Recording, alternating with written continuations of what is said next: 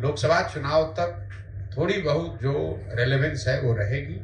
लोकसभा चुनाव में जदयू पार्टी की करारी हार होगी।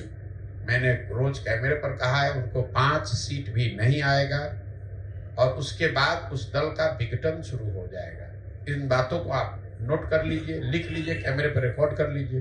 नमस्कार, मैं रिया सिंह। आपने देखना शुरू कर दिया है ओसी न्यूज। आज बुलंदशहर, पूर्वांचल और बिहार की हर सीट का हाल बताने के लिए मेरे साथ जुड़ रहे हैं ओसी न्यूज के ग्रुप एडिटर प्रकाश सिंह और बुलंदशहर से राजनीतिक विश्लेषक प्रवीण पांडे जी। तो सबसे पहले मैं सवाल करूंगी प्रकाश जी आपसे। एक सवाल आपसे है कि आप बता सकते हैं क्या कि पूर्वांचल में राजनीतिक बयार किधर है? देखिए, ऐसा लहर नाम की चीज तो अभी भी पूर्वांचल में नहीं है। हालांकि मेरा मानना है कि अभी पूरे देश में कहीं लहर नहीं है। साधारण भाषा में कहें तो तरंगे जरूर हैं कहीं कहीं। अब कहीं इंडिया के पक्ष में भी है, हालांकि कई सीटों पे भी सत्ता पक्ष में भी है। तो इसको छोटी छोटी तरंगे कह सकते हैं, ऐसा नहीं कह सकते हैं कि अंडर करेंट या बहुत बड़ी लहर किसी भी पार्टी की चल रही है। उसी तरह पूरे देश में ये हाल है। उसी तरह आप पूर्वांचल की बात करें केवल, तो पूर्वांचल में देवरिया, गोरखपुर, कुशीनगर, अब बलिया, बनारस, ये सीटें क्लियर कट सत्ता पक्ष के लिए बीजेपी के पाले में जा रही है। इसकी कई वजह है। अभी बलिया सीट फंसी हुई थी, कुशीनगर की सीट भी थोड़ी थोड़ी फंस रही थी, देवरिया की सीट भी बीजेपी के लिए संकट बन रहा था। लेकिन ये सभी सीटें अभी के हालात ऐसे बदले हैं कि अचानक बीजेपी के पक्ष में चली गई हैं। देखिए, नारद राय का नाराज होना, नारद राय के नाराज होने के साथ साथ वहां भूमिहार पक्ष बलिया में नाराज हो गया है सनातन पांडे से। वजह यह है कि वहां उनका मानना है, जो बलिया की कुछ 2 विधानसभा सीटें हैं, मुहम्मदाबाद, तो वो सीट जो है गाजीपुर में पड़ती है और गाजीपुर के भूमिहार अभी भी अफजाल अंसारी बंधुओं को कृष्णानंद राय के कातिल के रूप में देखते हैं। तो उनके सनातन पांडे ने मुख्तार अंसारी को कंधा दिया, जिसकी वजह से वहां के भूमिहार नाराज है। इसका अब इसको कहते हैं कोड़ में खाज होना। नारद राय उसके बाद नाराज हो गए और नारद राय जाके बीजेपी से हाथ मिला लेते हैं। तो वहां भूमिहार वोट मोटे तौर पे 2 लाख से ऊपर है। तो वो वोट, यदि वो कोर वोट बीजेपी का था, अब उसमें से यदि 50% भी टूटते हैं और इनके साथ जाते हैं, सपा के साथ जा रहे थे, तो क्या होता था कि सपा के लिए मजबूत सीट बन रही थी, क्योंकि भूमिहार बीजेपी से नाराज था, क्योंकि उसको सीट नहीं मिल रही थी, नीरज शेखर को सीट मिल रही थी। लेकिन अचानक सनातन पांडे ने इस तरह के जो काम किए, मुख्तार अंसारी का कंधा देना और इस तरह का, तो वहां का भूमिहार वोटर नाराज होके एक बार फिर बीजेपी के पाले में चला गया। अब इसी तरह देवरिया सीट पे आइए। देवरिया सीट जो है, वहां अभी दलित मोटे तौर पे, बहुत तायात संख्या में तो नहीं, लेकिन मोटे तौर पे कांग्रेस के साथ जा रहे हैं। अब राजपूत कितना टूटेंगे इस पे तय होगा कि अखिलेश सिंह कितना मार्जिन से वोट पाते हैं। लेकिन वहां दलित का एक बड़ा हिस्सा बीजेपी के साथ भी है, ये जान लीजिए। गैर यादव ओबीसी एकजुट बीजेपी के साथ है और ब्राह्मण बाहुल सीट है, ब्राह्मण की संख्या सबसे अधिक है देवरिया में, तो बीजेपी के लिए क्लियर सीट है। अब आइए एक बात कुशीनगर की। कुशीनगर में भी ब्राह्मण बाहुल सीट है, ब्राह्मण को उम्मीदवार मिला हुआ है। वहां बाबू सिंह कुशवाहा कह रहा हूं, स्वामी प्रसाद मौर्य वहां अपनी पार्टी से चुनाव लड़ रहे हैं। तो मौर्य वोट जो भी कटेगा वो बीजेपी का वोट माना जाता है, तो वहां बीजेपी के लिए ये एक डेंट था। लेकिन उसके बावजूद दलित वोट जो है वो बीजेपी के साथ चला गया और गैर यादव ओबीसी जितने वोट थे वो एकजुट होकर बीजेपी के साथ है। पहले ब्राह्मण की संख्या अधिक और ये इनकी संख्या अधिक, इस तरह कुशीनगर सीट भी बीजेपी के लिए आसान सीट हो गई है। अब गोरखपुर और बनारस पे कुछ चर्चा करना बहुत ही उस पे क्या चर्चा किया जाए, वो सीट बीजेपी के खाते में तो स्पष्ट दिख रही है। अब आइए बात बाबू सिंह कुशवाहा की सीट। बाबू सिंह कुशवाहा ने बीजेपी के लिए संकट खड़ा कर दिया है, क्योंकि बाबू सिंह कुशवाहा अपनी पार्टी के लिए भी अपने लोकसभा क्षेत्र और विधानसभा में काफी सक्रिय रहे हैं। तो बाबू सिंह कुशवाहा की सीट जो वहां जौनपुर की सीट है, इतनी आसान नहीं है बीजेपी के लिए। इंडिया गठबंधन के लिए क्लियर कट सीट कौन है? गाजीपुर। गाजीपुर सीट क्यों है? तो सिर्फ भूमिहार मतदाता जो हैं वो बीजेपी के पाले में है और गैर यादव ओबीसी। हालांकि वहां राजपूत वोट जा रहा है, एक राजपूत कैंडिडेट बीएसपी की तरफ से है तो बीएसपी को चला जा रहा है। राजपूत वोट माना किसका जाता था? बीजेपी का। तो जब राजपूत बीएसपी के पाले में चला गया तो बीजेपी का वोट टूटा और अफजाल के जो अपने वोट थे वो एकजुट है। तो इस तरह से अंसारी बंधुओं के लिए गाजीपुर सीट आसान है। आजमगढ़ सीट में भी फाइट तो निरहुआ ने ठीक दिया है, लेकिन इसके बावजूद धर्मेंद्र यादव के लिए वो सीट अभी भी सपा की बढ़त बनाई हुई है। अब आप डुमरियागंज की। डुमरियागंज में ब्राह्मण अभी भी कुशल तिवारी के साथ जा रहे हैं, यानी ये इंडिया गठबंधन के लिए प्लस है। इस तरह मोटे तौर पे देखें तो पूर्वांचल में अभी भी पूर्वांचल 2019 का जो रिजल्ट है वही दोहराने के करीब है। उसमें एक आध सीट बीजेपी की बढ़ी जाए, कम नहीं होने जा रही है। हालांकि अभी 10 दिन पहले का माहौल कुछ और था। आज की स्थिति है कि पूर्वांचल में जो 2019 में इनकी सीटें थी उतनी आज इस बार भी आएंगी, क्योंकि 2019 में ही इनकी सीटें पूर्वांचल में कम हुई थी। सबसे पहले दर्शकों को बता दो कि पांडे जी बुंदेलखंड की गहरी समझ रखते हैं। पांडे जी, बुंदेलखंड में कौन भारी है कुछ, और वहां का मतलब आंकड़ा सीटों का क्या है वो आप बता सकते हैं? जी रिया जी, जो बुंदेलखंड है पूरी तरह से प्रधानमंत्री मोदी जी को 2014 रहा हो 2019 रहा हो, दोनों लोकसभा चुनाव में सभी लोकसभा सीटों में उनको राज तिलक करने का काम किया है। चारों सीटों से उनको कमल का फूल देकर दिल्ली भेजा है। लेकिन इस बार जो वहां का चुनाव हुआ है, कहीं ना कहीं पिछले चुनाव से इस बार कुछ जो आंकड़े आ रहे हैं वो मोदी जी के नाम पर तो लोग वोटिंग किए हैं, लेकिन जो वहां भारतीय जनता पार्टी के प्रत्याशी रहे हैं, कहीं न कहीं उनके खिलाफ एक नाराजगी जमीनी स्तर पर देखने को मिली है।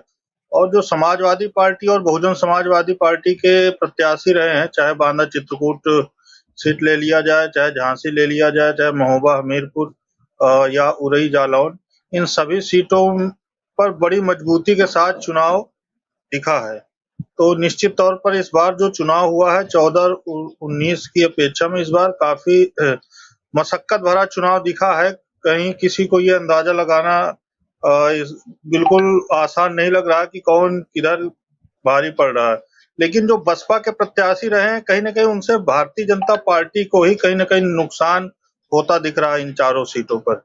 जी। तो मैं आपसे ये भी पूछना चाहूंगी कि बुंदेलखंड में दलित किसके साथ? जो दलित समाज रहा इन पिछले जो 14 और 19 में जो वोटिंग हुई थी वो तो मोदी जी के साथ बहुतायत मात्रा में दिख रहा था, लेकिन इस बार थोड़ा सा इसमें कई जातियां आती हैं तो थोड़ा सा बिखराव दिख रहा है। जो बसपा का जो कैडर वोटर माना जाता है वो कहीं न कहीं इस बार समाजवादी पार्टी और कांग्रेस पार्टी का जो गठबंधन हुआ है उसके साथ इन चारों सीटों पे जुड़ता हुआ दिख रहा है। तो बसपा का भी कहीं न कहीं वोट खिसकता हुआ दिख रहा है। और जो मोदी जी के साथ जो लोग जुड़े हुए थे, कुछ उनमें से कई जातियों में कटाव भी दिख रहा है। एक मुद्दा जो चुनाव में समाजवादी पार्टी और कांग्रेस पार्टी ने उठाया, वो दलित समाज पर बहुत अच्छे से व्यापक मात्रा में प्रभाव देने का काम किया है। जो आरक्षण के विषय पे विपक्ष बोल रहा था, हालांकि भ्रम फैलाने के ही काम कर रहा था। भारत देश में कोई ऐसी व्यवस्था ही नहीं कि जो संविधान ने आरक्षण दिया है उसको हटाया जा सके। लेकिन नेता है, कुछ भी बोल सकते हैं, तो उस पर काफी भ्रम फैलाने का काम किया है। उसके नाते कुछ वोट भारतीय जनता पार्टी से दलित समाज का कटा है इन चारों सीटों पर। जी प्रवीण भाई, मैं ये जानना चाह रहा था कि जो गैर यादव ओबीसी है, जैसे कुम्हार, बढ़ई, कुशवाहा, जिनकी संख्या आंकड़ों में तो कम है, लेकिन ये बहुत मछुआरा समाज है। इस तरह के जो छोटी-छोटी जातियां हैं, जिनके संख्या बल में थोड़े कम है, लेकिन नोनिया हुए, इस तरह की जातियां, दलित में भी कई उपजातियां जो हैं, वो किसके साथ रही हैं एकजुट होके? प्रकाश जी, जैसे आपने मछुआरा समाज की बात की, तो बुंदेलखंड में निषाद समाज, जिसको मछुआरा समाज भी कहते हैं, उनकी संख्या पर्याप्त मात्रा में है। निषाद पार्टी के यहाँ पे 3 विधायक भी हैं। जिस निषाद पार्टी का जन्म ही पूर्वांचल में हुआ, लेकिन बुंदेलखंड में उसके 3 विधायक हैं वर्तमान में। तो पूरी जो जमुना पट्टी है बुंदेलखंड से जुड़ी हुई है, उसके साथ ही 17 नदियां हैं। तो जो भी नदियां होती है उनके किनारे ये बहुतायत मात्रा में समाज होता है। और निषाद पार्टी के जुड़ने से भारतीय जनता पार्टी के साथ ये समाज पूरी तरह से अपना जुड़ाव महसूस करता है। उसका परिणाम भी चुनाव में दिखा है। 22 का जो चुनाव रहा और उसके पहले के जो चुनाव रहे, तो निषाद समाज भारतीय जनता पार्टी के साथ जुड़ाव रखता है। यहाँ से एक साध्वी निरंजना ज्योति जी निषाद समाज की एक बड़ी नेता हैं, जो फतेहपुर से सांसद हैं और केंद्रीय मंत्री भी हैं। तो इनका भी प्रभाव इन चारों सीटों पर पर्याप्त है और यहाँ का जो निषाद समाज है पूरी तरह से भारतीय जनता पार्टी के समर्थन में दिखता है। रही बात कुम्हार समाज, जिनकी संख्या बहुत ज्यादा नहीं है, कम संख्या है, लेकिन कुम्हार समाज भी इस बार थोड़ा सा कहीं ना कहीं बिखराव की स्थिति में रहा है। ये जो एक बात अभी मैंने कही थी आरक्षण वाली, ये बात नीचे तबके तक गई है, चाहे पिछड़ा समाज रहा हो, चाहे दलित समाज रहा हो। उनके बीच में भ्रम फैलाने का प्रयास विपक्ष ने पूरी तरह से किया है, लेकिन ये नहीं कहा जा सकता कि पूरी तरह से भारतीय जनता पार्टी से ये मतदाता बिखराव महसूस किया हो, क्योंकि आज भी लोगों को नरेंद्र मोदी जी के चेहरे पर विश्वास है और उनकी नाराजगी क्षेत्रीय अपने प्रत्याशी से जरूर रही, लेकिन वो मोदी जी के लिए, मोदी जी को एक बार पुनः मौका देने के लिए इस बार मतदान करते हुए दिख रहे थे। प्रकाश जी, अच्छा, मैं ये जानना चाह रहा था, जो महिलाएं हैं वो राशन के नाम पे क्या वो वोट दी हैं, या उनके लिए मुद्दा सुरक्षा या अभी कांग्रेस के जो तमाम वादे थे न्याय को लेके, क्या इनका कोई इम्पैक्ट पड़ा था? अच्छा, दूसरा सवाल मेरा सवाल ये था कि क्या दलित समुदाय कांग्रेस और सपा में गठबंधन होने के बाद, जहां सपा का प्रत्याशी है, यानी चुनाव चिन्ह साइकिल है, तो क्या दलित समुदाय साइकिल को वोट दिया है? प्रकाश जी, इस बार दलित समाज की बुंदेलखंड में जो बात रही, वो बिखराव की स्थिति में रहा है। वो पूरी तरह न बसपा के साथ दिखा है, न समाजवादी पार्टी के साथ दिखा, न कांग्रेस के साथ, न भारतीय जनता पार्टी के साथ। वो क्योंकि इनमें कई जातियां होती, कई उपजातियां होती, तो कई जातियां तो पूरी तरह से भारतीय जनता पार्टी के साथ दिखी हैं। जो बसपा का कैडर वोट माना जाता है, उसमें भी कहीं ना कहीं इस बार बिखराव की स्थिति सामने आई है। और जो अभी आपने महिलाओं की बात की, तो महिलाओं का ये जो विषय आपने उठाया, राशन है, शौचालय है और आवास है, ये तो विषय है, लेकिन महिलाओं के बीच में मैं काफी आता जाता रहा हूँ, उनसे बातचीत करने का अवसर मिला। तो एक बात मैंने उनसे सुनी, वो भगवान राम मंदिर का नाम ले रही थी महिलाएं, क्योंकि वो लोग बहुत धार्मिक होती हैं। बुंदेलखंड का क्षेत्र बहुत आस्थावान है। भगवान राम 12 वर्ष 11 महीने उस धरती पर गुजारे हैं, तो उनका बहुत खुद को जोड़ कर देखते हैं भगवान राम के साथ। तो इस बार महिलाओं का जो वोट बुंदेलखंड में जो दिख रहा है, भगवान राम के नाम पर भारतीय जनता पार्टी के साथ ही जुड़ता हुआ दिख रहा है। अच्छा, चलिए। और एक तो बड़ा विषय प्रकाश जी, सुरक्षा का जो प्रदेश सरकार की है, महिलाएं योगी जी के सुशासन से बहुत प्रसन्न है। उनके साथ पुरानी जो सरकारें रही हैं, जिस प्रकार का व्यवहार होता था, थोड़ा डर का माहौल रहता था, लेकिन योगी जी की सरकार में बाहर किसी को जाने में कहीं खौफ नहीं होता कि शाम हो गई है, बेटी स्कूल न जा पाए, महिलाओं को असुरक्षा हो। तो ये भी एक बड़ा विषय, एक बड़ा मुद्दा चुनाव में रहा है महिलाओं के बीच में। एक बात और प्रकाश जी, महिलाएं जाति के नाम पे वोट करती हुई नहीं नजर आई। पुरुष वर्ग कुछ भी कहे, लेकिन जिस प्रकार से उत्तर प्रदेश में जो मतदान हुआ, 6% अधिक पुरुषों की अपेक्षा महिलाओं ने वोट किया है। तो 6% जो वोट प्लस हुआ है, कहीं ना कहीं टर्निंग पॉइंट होने जा रहा है 4 जून को जो परिणाम आएगा। अच्छा। अच्छा, एक बात और था, ये आपने बहुत बढ़िया बात बताई कि महिलाओं का के अपने मुद्दे होते हैं, अब वो इन्फ्लुएंस नहीं होती हैं। ठीक है, मेरे दिमाग में एक सवाल था, अभी उतर गया। क्योंकि एक कारण मैं बता दूं, पुरुष तो सुबह घर से निकलेगा, चारों तरफ बैठेगा, राजनीति करेगा, लेकिन महिलाएं अपने कामों में व्यस्त रहती हैं, और जो उनको बेहतर जीवन का एक प्रभाव इन पिछले 10 वर्षों में दिखा मोदी जी के आने से, चाहे स्वास्थ्य रहा हो, चाहे शिक्षा रही हो, चाहे सड़क रही हो, वो उनके सामने है, वो दिखता, उसमें कहीं किसी प्रकार से ये नहीं है कि कुछ हुआ कुछ और हो, दिख कुछ और रहा है। तो वो सुन तो लेती हैं, और जिस प्रकार से महिलाओं को मालकिन बनाने का काम मोदी जी ने किया है, चाहे राशन कार्ड का हो, उन्हीं के नाम हो गया, और जो योजना का लाभ हुआ, जैसे आवास योजना हो, शौचालय योजना हो, सीधे महिलाओं के अकाउंट में आया, जिससे, क्योंकि ये जो पिछड़ा इलाका होता है, यहाँ के पुरुषों में आज भी आगे बढ़, कोई भी योजना का लाभ मिलेगा उनके अकाउंट में जाएगा, तो उसमें खर्च न करके अन्य खर्चों में खर्च कर देंगे। तो ये भी एक बड़ा प्लस पॉइंट रहा है। महिलाओं को ये लग रहा है कि जिस प्रकार से भारतीय जनता पार्टी महिलाओं की बात करती है, उनके लिए उन्होंने करके दिखाया है। प्रकाश जी। सर प्रकाश सर, मैं आपसे एक आखिरी सवाल पूछना चाहूंगी, क्या बिहार इस बार चौंकाएगा? नहीं, देखो, मुझे तो समझ में ये नहीं आ रहा है कि बिहार को लेके 4-5 निर्दलीय जो सीट है, वहां पे बहुत मारामारी है। जैसे काराकाट की सीट है, वो एनडीए के लिए फंसी हुई है, लेकिन सीवान की सीट है, वो जेडीयू के लिए प्लस पॉइंट हो गया, क्योंकि हिना साहब आरजेडी को प्रभावित कर रही हैं। अब वैशाली की सीट है, वैशाली आरजेडी के पक्ष में जा रहा है, तो बिहार भी बाकी राज्यों की तरह से ही कंफ्यूज्ड है। मोटे तौर पे आपकी बात माने तो जो सवर्ण समाज है, वो अपनी अपने जाति के उम्मीदवारों को मत दे रहा है। जो गैर यादव ओबीसी है, वो भी एक तरह से कहीं कहीं अपनी जाति के उम्मीदवार को, और नहीं तो बीजेपी के पक्ष में है। अब आरजेडी में और यही सपा के भी कुछ कुछ सीटों पे, जो सीटें यादव बाहुल इलाके में यदि इन्होंने गैर यादव को दे दिया है, तो वहां 10-20-25% यादव नाराज हैं इस बात से कि हमारी सीट दूसरे का, हमारी सत्ता जा रही है। तो वो क्या हो रहा है कि वो बीजेपी को जिता दे रहे हैं। मैं सीटों को अभी कुछ नाम नहीं लूंगा, लेकिन ऐसा है। अब मोटे तौर पे बिहार में माने तो बीजेपी को अपनी सीटों में कोई नुकसान नहीं हो रहा है। जो 16-17 सीटें उसकी हैं, वो पा जाएगी। दिक्कत फंसी हुई है सीटों में जेडीयू की, जैसे जहानाबाद। अब जहानाबाद सीट जो है, वो वहां के उम्मीदवार जो चंद्रवंशी हैं, उनसे नाराज हैं भूमिहार। सॉरी।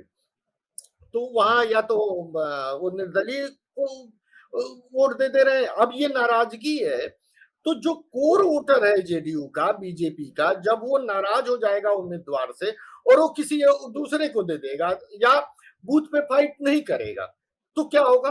तो अपोनेंट को फायदा होता है। तो यही हाल है। मुजफ्फरपुर सीटें भी इसी तरह फंसी हुई हैं। वहां भी जो महागठबंधन का प्रत्याशी है, वो पूर्व में बीजेपी का सांसद रह चुका है। इधर जो बीजेपी का प्रत्याशी है, वो पूर्व में महागठबंधन का। तो जनता में बहुत उत्साह नहीं इन सब चीजों को लेकर। तो इसी तरह बिहार में मोटे तौर पे मेरा मानना है कि मुसलमान सिर्फ बीजेपी हराव पे मतदान किया है। महिलाएं वोटर हर जगह प्रभावित कर रही हैं। बीजेपी की सीटें जो बच जा रही हैं, तो इतना युवा नाराज है बीजेपी का वोटर, लेकिन बिहार की में हो चाहे यूपी में, महिलाएं अभी भी मोदी जी के साथ है, अभी भी बीजेपी के साथ है, जिसका फायदा बीजेपी को हो रहा है। काराकाट सीट फंसी हुई है क्योंकि राजपूत नाराज हैं और राजपूत पवन सिंह के साथ जा रहे हैं, जो मतलब फेमस सीटें जिसकी है, मैं उनकी बात बता दूं। लेकिन बाकी सीटों में कोई बहुत खास अंतर नहीं है। हाँ, एक बात सबसे महत्वपूर्ण है। सबसे महत्वपूर्ण बात यह है कि अजीत शर्मा की सीट क्लियर निकल सकती है। उसी तरह किशनगंज की सीट कांग्रेस के पक्ष में जा सकती है। तो यह करीब करीब ऐसी भूमिका बन रही है कि कहीं ना कहीं कांग्रेस की स्ट्राइक रेट जो है, हालांकि मैं बार बार कह रहा हूं तेजस्वी ने बहुत मेहनत किया है, तेजस्वी के मेहनत का फल इंडिया गठबंधन को बिहार में होने जा रहा है, कांग्रेस फसल काट रही है। लेकिन हकीकत यह है सियासत में मेहनत और रिजल्ट मायने रखता है, आंकड़े मायने रखते हैं। तो जो स्ट्राइक रेट होगा जीत का वो कांग्रेस का कहीं ज्यादा होगा rather देन आरजेडी का। दोनों का बहुत बहुत धन्यवाद हमारे साथ जुड़ने के लिए। तो आज के लिए इतना ही। 1 जून को हम शाम 6 बजे से लगातार आपको एग्जिट पोल के आंकड़े बताते रहेंगे। हमारे चैनल को आप तुरंत सब्सक्राइब कर लें।